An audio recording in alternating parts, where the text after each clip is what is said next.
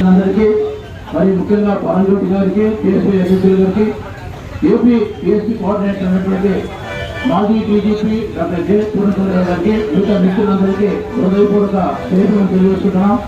ఈరోజు మనం ఈ రాష్ట్రంలో ఉన్నటువంటి బీసీలందరూ ఆలోచన చేయాలి.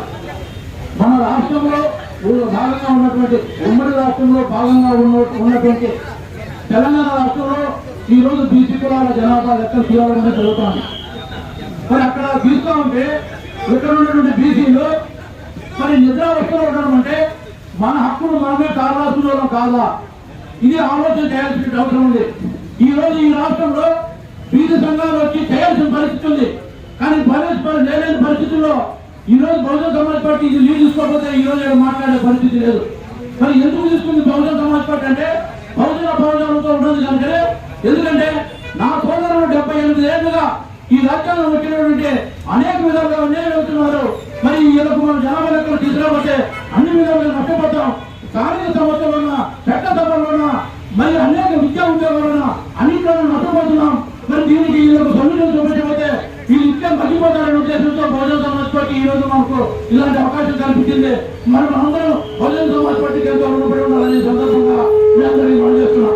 ఎందుకంటే మీరు ఒకసారి చూడండి, ఈ దేశంలో ఎట్లాంటి పరిపాలన జరుగుతుందో 54 మార్కులు వచ్చినటువంటి రోజు వాడికి ఉద్యోగం అంట, 65 మార్కులు వచ్చినటువంటి బీసీ వాడికి ఉద్యోగం లేదంట, 65 ఎక్కువ. ఎంతో నిద్రావస్థలో ఉన్నాం బీసీలు. మరి ఎంత నిర్ణయం గురేస్తున్నాం చూడండి. ఈరోజు 34% నుంచి 24% తగ్గిపోవడానికి స్థానిక సంస్థల్లో ఈరోజు 16,200 పదవులు పోవడానికి ప్రధాన కారణం ఈ రాష్ట్ర ముఖ్యమంత్రి చంద్రబాబు నాయుడు గారని చెప్పచ్చు. ఎందుకంటే ఈయనగాన 2018 జూలై జరిపింటే ఇలాంటి పరిస్థితి పొందుండేది కాదు. ఈయన కోర్టుకు పంపించి మళ్ళీ కోర్టు పోయినారని చెప్పి చేసుకోవడం అంటే ఇది. మరి అదేవిధంగా చట్టసభ వల్ల తీవ్రమైన నష్టం జరుగుతుంది. ఇది ఉద్యోగం వల్ల తీవ్రమైన నష్టం జరుగుతుంది. బీసీలు దీన్ని గమనించాలా. ఈరోజు 2 కుల పార్టీలుగా ఉండి మనం స్వారీ చేయడం జరుగుతుంది. మరి పక్క రాష్ట్రంలో బీసీలంతా చైతన్యవంతులే జనాభా లెక్కలకు ఈరోజు కూడుకోవడం జరిగింది. మరి ఈ రాష్ట్రంలో ఉన్నటువంటి బీసీలందరూ ఎందుకు నిద్రావస్తున్నారు? బయటకు రావాల్సిన సమయం అవసరం ఉంది. దయచేసి అందరూ బయటకు రావాలని చెప్పి మీ అందరికీ మనం చెప్తున్నా. ఈ రోజు మనం అనుకుంటుంటే రావు, మనం వాళ్ళకి వ్యతిరేకంగా ఓటు చేసే పరిస్థితి వస్తే తప్ప ఈ కుల పార్టీలు ఎట్టి పరిస్థితులు స్పందించే పరిస్థితి ఉండదు. దయచేసి అందరూ ఒకే వేదిక మీద రావాల్సిన అవసరం ఉంది. ఆ వేదిక బహుజన సమాజ్ పార్టీ మనకు కల్పిస్తుంది.